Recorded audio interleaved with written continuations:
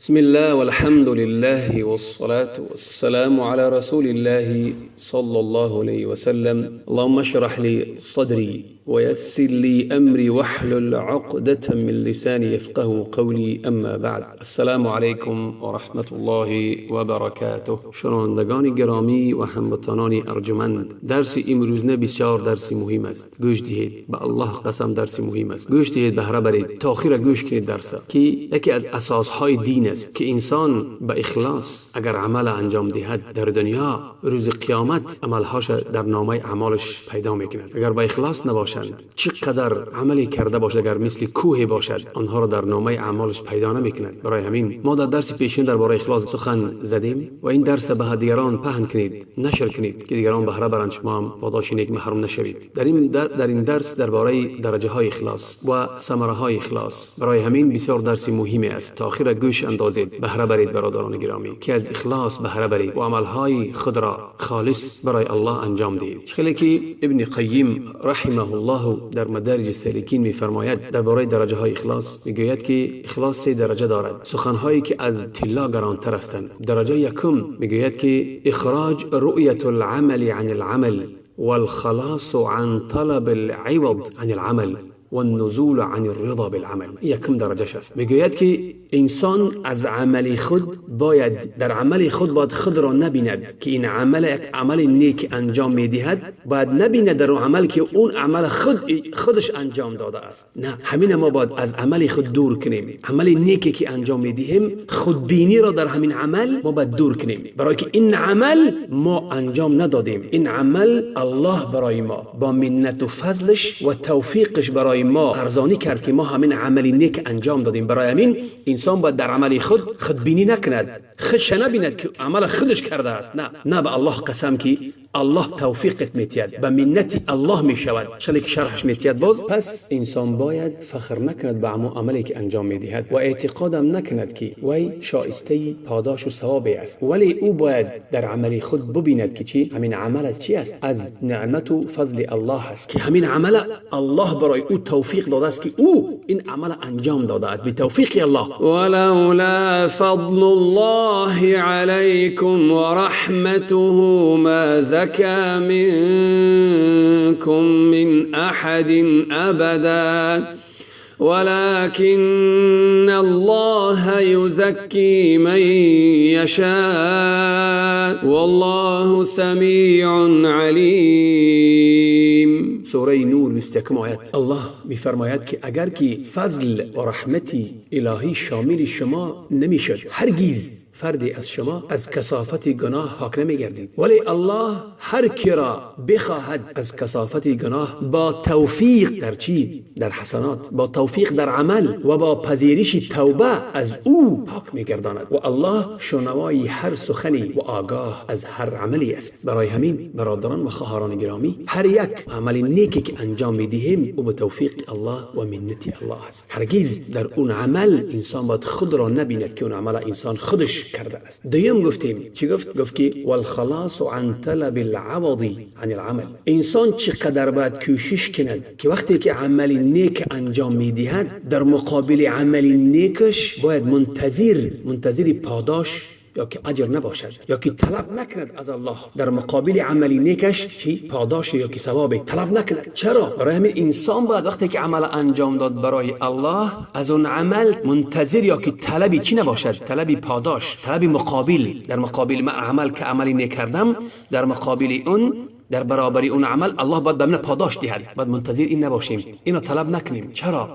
باید بداند که او بنده محض است، بنده خالص است برای اللهش. بنده در مقابل خدمتش برای جنابش شایسته پاداش و شایسته مقابل نیست. حق طلب کردن مقابل ندارد که من برای تو خدمت کردم تو برای من پاداش بده. برای بنده است. همه خیلی دیگر ما بنده الله هستیم. ما را آفرید، ما را رزق میدهد، به ما جمال زیبا و زبان داد، سخن گفتن میتوانیم، دیدن میتوانیم، پای داد، دست داد، نعمتهای بی حسابی داد برای ما. برای همین ما بنده هستیم. بنده وقتی که عملی نیک انجام میدهد، همون عملی نیک هم برای خودش انجام میدهد. در مقابل عملی نیک باید مقابل از الله باید نپرسد. و بنده شایسته چی نیست؟ شایسته مقابل، شایسته مزد نیست. بنده باید مزد طلب نکند. هر آینه مزد را کی طلب میکند؟ مزد را همون انسانی که آزاد است تو یک کار انجام میدهد برای یک انسان دیگر، او از همون کار اجره میگیرد، مزد میگیرد. نیکی بنده از کاری که تقدیم میکند، عملی نیکی که انجام میدهد، از او بنده است، از او باید طلب مزد نکند از جانب الله، برای که الله عز و جل اون عمل را به توفیق الله عز و جل انجام داده است.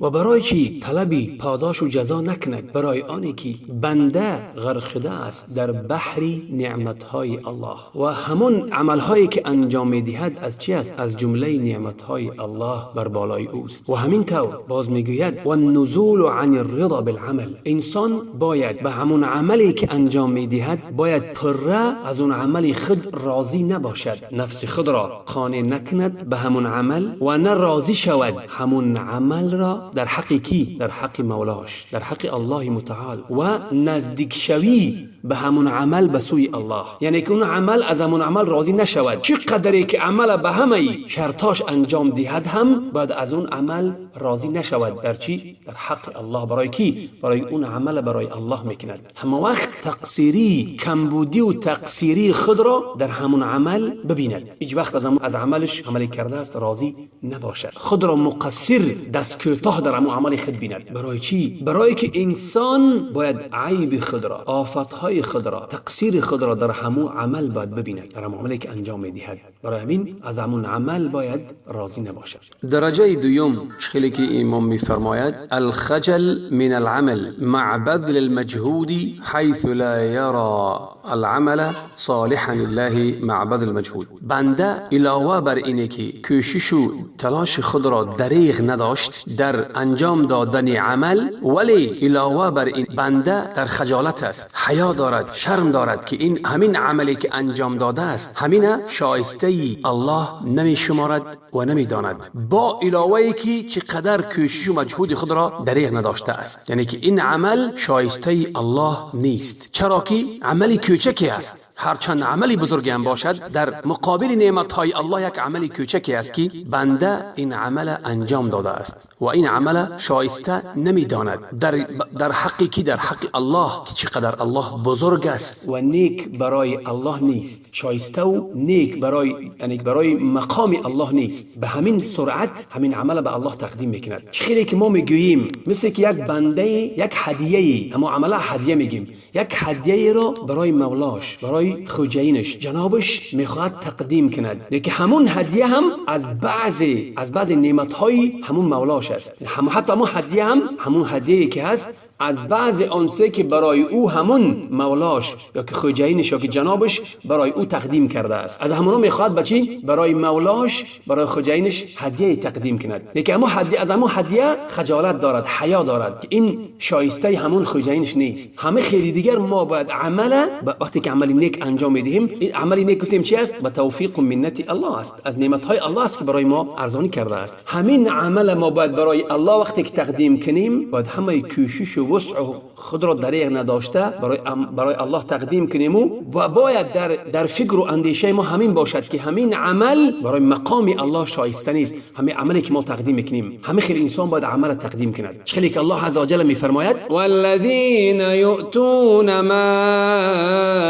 آتوا وقلوبهم وجلة انهم الی ربهم راجعون. کسانی که عطا میکنند و میبخشند و میدهند آنچه را که در توان دارند، در حالی که دلهایشان ترسان و هراسان است از اینکه نکند صدقات یا که عملهای نیک، صدقات و حسنات و عملهای نیک آنان پذیرفته نگردد از جانب الله. به چی؟ به سببی که به سوی پروردگارشان برای حساب و کتاب برمیگردند. الله در اینجا چی میگوید؟ الله میگوید که آنهایی که چیزی میدهند به الله، چیز نباشد، صدقه باشد، عملی نیک باشد میکنند، در حال میدهند، اما عملی نیک انجام میدهند یا که صدقه باشد میدهند، در حالی که آنها چی هستند؟ دلهاشون ترسان است که آیا الله همین عملی آنها را میپذیرد یا که نه. برای مؤمن باید چی؟ عملی را انجام دهد و چی؟ و در دلش بیم و ترس باشد که آیا او عملی او را الله قبول میکند یا که نه. در دلش بیم و ترس باشد، نه اینکه من این عمل کردم بس است در عملی خود را بیند یا که در عملی خود مزد و پاداش طلب کند در مقابل آن. همه اینها انسان باید همین عملهای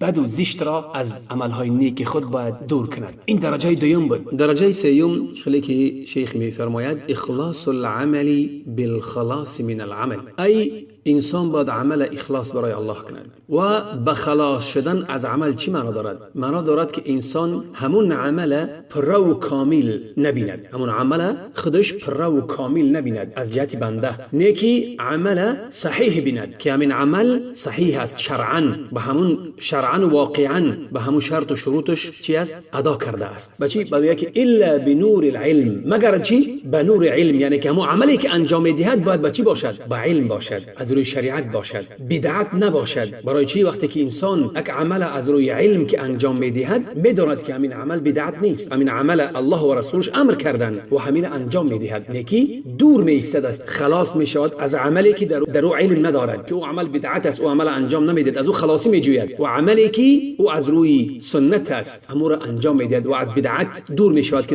در بدعت واقع نشود. این به درجه سومش، یعنی که انسان عمل از روی علم انجام میدهد. و خیلی که ابن قیم رحمه الله باز میفرماید، میگه که اخلاص و توحید درختی هستند در دل، شاخه های همینها عمل ها هستند، عمل های انسان، شاخه های اخلاص و توحید. و ثمره اخلاص و توحید این چی است؟ این زندگی زیبا و خوش در دنیا و نعیم ابدی در روز قیامت. باید ما دو چیز، دو امر مهمی را و بزرگی را در هر یک عمل باید چی؟ در هر یک عمل همین دو امر بزرگ باید وجود داشته باشند. دو چیز در عمل نباشند شایسته قبول نیست، الله اون عمل ها را قبول نمی‌کند. یکم صاحبش باید برای چی کند؟ هر یک عملی که انسان انجام میدهد اون عمل باید از روی اخلاص قصد اون انسان به اون عمل راه رضایی الله باشد. دوم همون عمل باید چی باشد؟ موافق باشد به آنچه که الله دستوری و قانونی کرده در کتابش و پیغمبر صلی الله علیه و سلم در سنت بیان کرده است، ای متابعت سنت پیغمبر باشد، از روی سنت، از روی گفته الله و گفته رسولش باشد. همین دتا اینها رکنای عمل هستند، به اینها عمل قبول نیست. دو شرط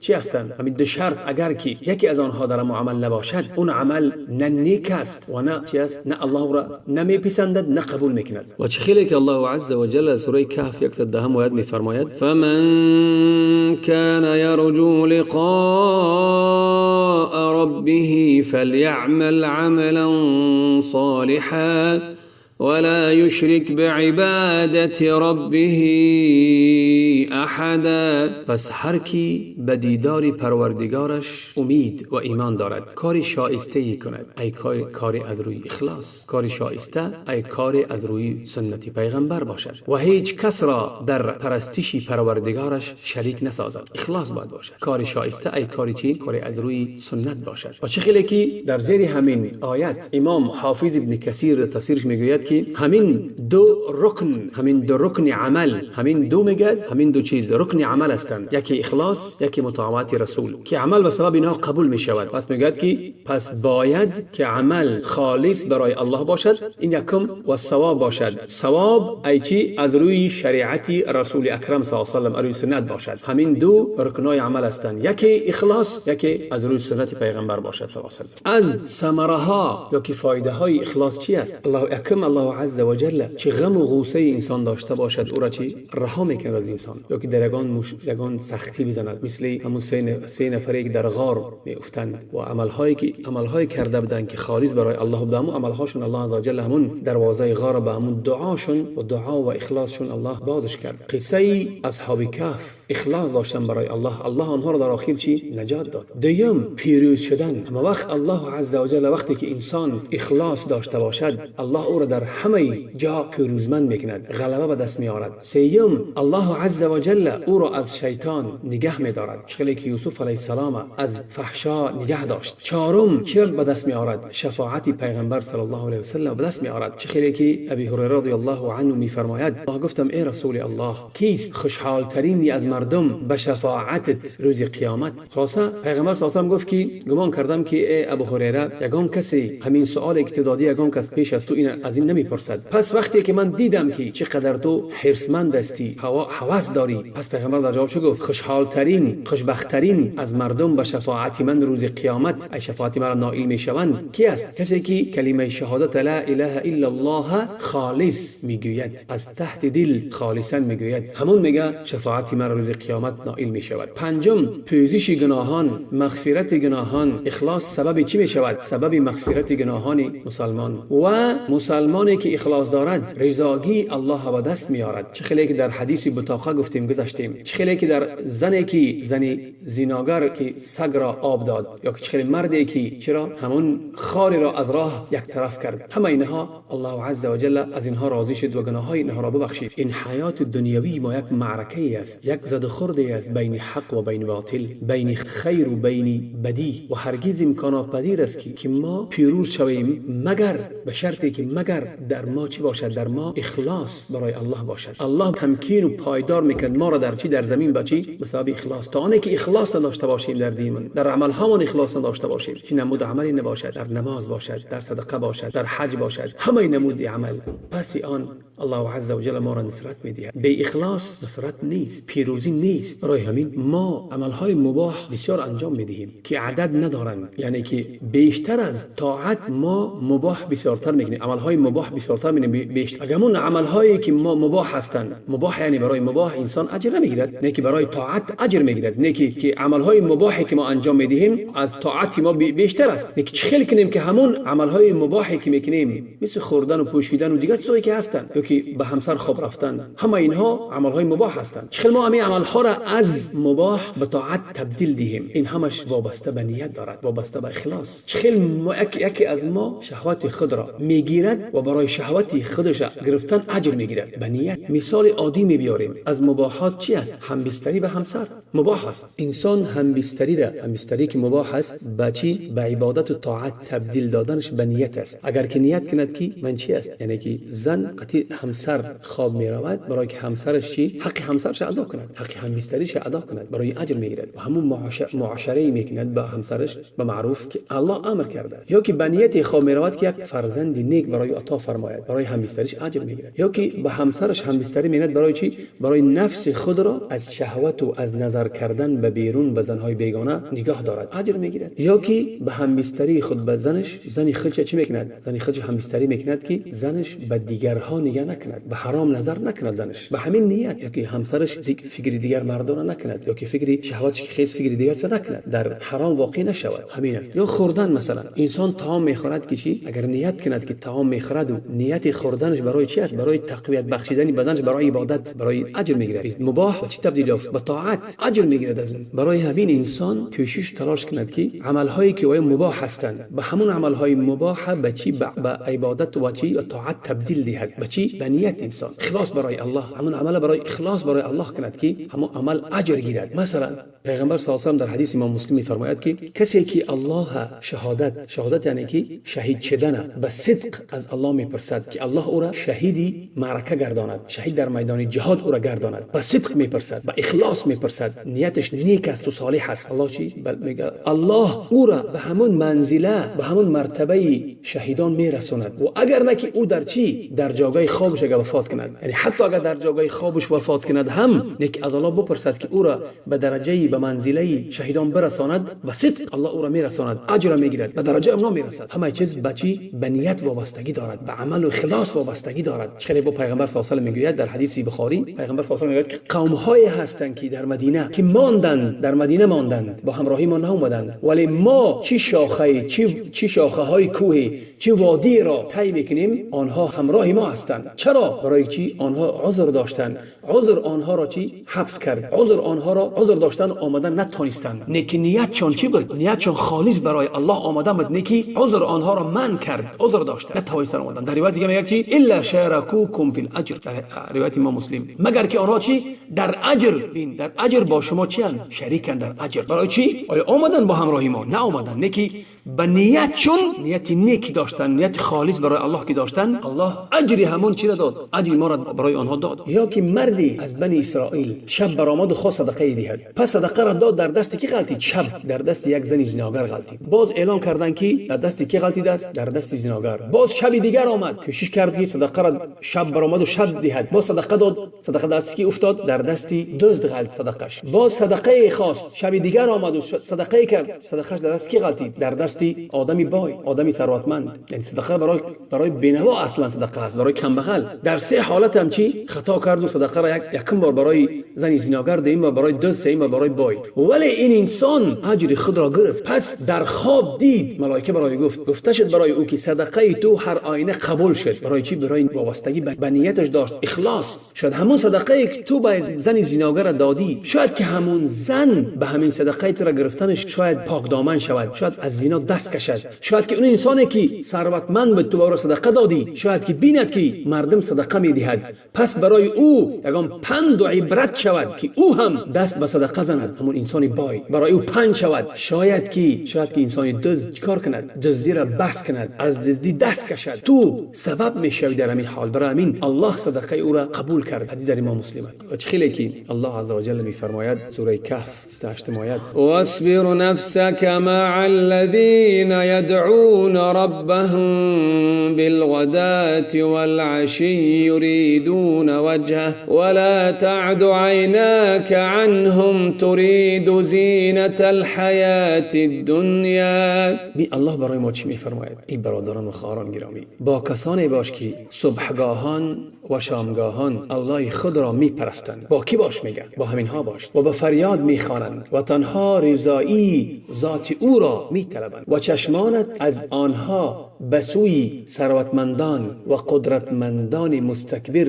برای جستن زینت حیات دنیوی برنگردد. برای همین انسان باید با کی نشیند؟ با انسان‌هایی که برای الله صبحگاهان و شامگاهان میشینند و الله را میپرستند. با همراهی آنها باش که کامیابی و رستگاری در آنجا پیدا میکنی. با همراهی نکوکاران. خلاصه سخن بسیار است ولی باز درس اخلاص دوام دارد. گوش اندازید، بهره برید، عمل را به الله اخلاص کنید که اجر و پاداش را روز قیامت دریافت کنید. از دعای نیک خود ما را فراموش نکنید. و السلام علیکم و رحمت الله و برکاته.